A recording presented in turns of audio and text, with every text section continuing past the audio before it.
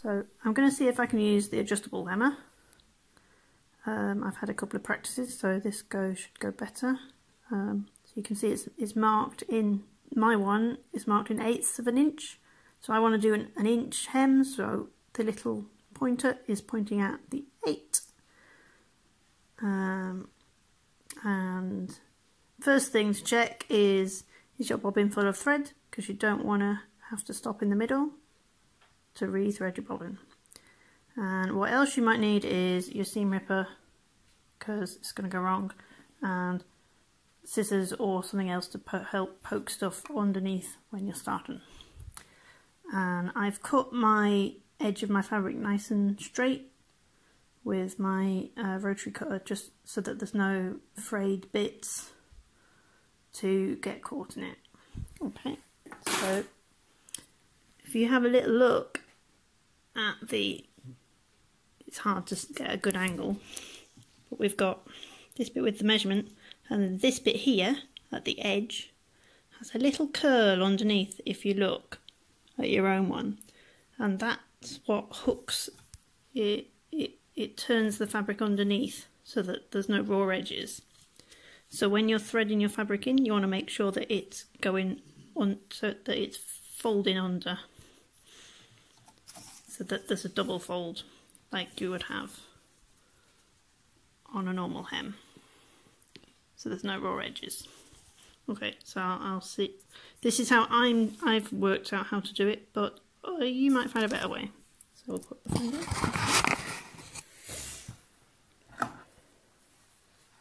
So how I do it is I fold it not all the way through, and I poke it underneath so that it goes past up to the needle, and then I pull it, my hands are in the way, I pull it across.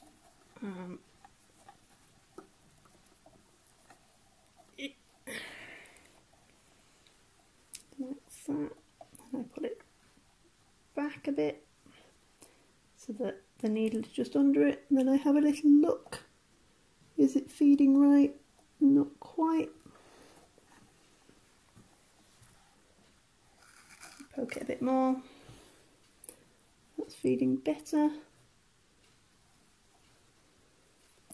So when it's feeding in, you want it to go almost up to the little finger, and then it'll fold itself as it goes through. So there's a better angle. It's under the needle. You can just about see it folds under there, and then here it's straight. You might want to just finger press it. I'm doing it on stripy fabric here just so that it's easier to keep track of if I'm going straight, but that just makes it easier to see how wide the hem is really. So,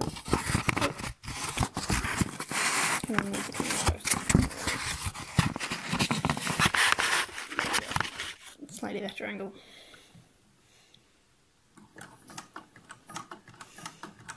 So you've got to keep an eye that the fabric isn't folding backwards, because if it's folding backwards and it's not quite folded under, so I just need to make sure there's a bit more feeding through. The first kind of inch of the hem is a bit dodgy. Hopefully when you have more practice you can work out how to make it perfect all the way along.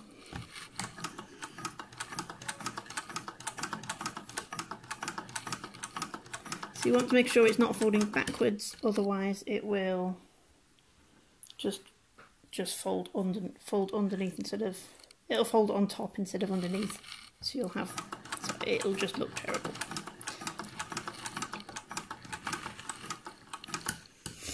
So I'm actually using this isn't a hem, this is going to be a channel for my drawstring bag.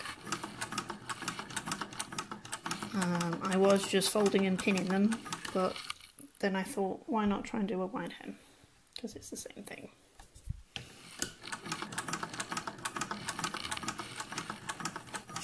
So you just need to make sure enough fabric is going in that it can turn underneath, so that it's nearly at the little finger.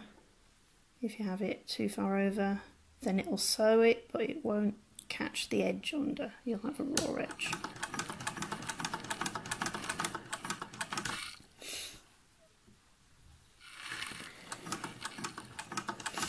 And this is why you want to make sure your bobbin and your top thread don't run out, because there's no way to start again halfway through.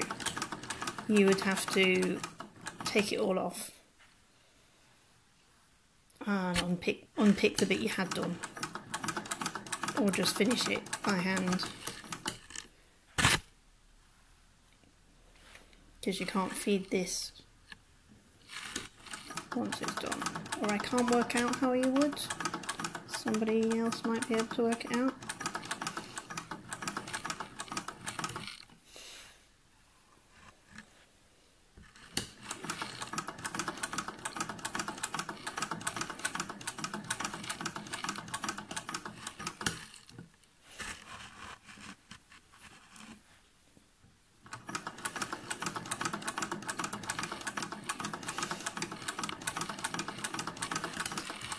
So, as with all the attachments, there's a bit of learning and practice. This is probably my about 6th go at making it work, but this time I made it work first time.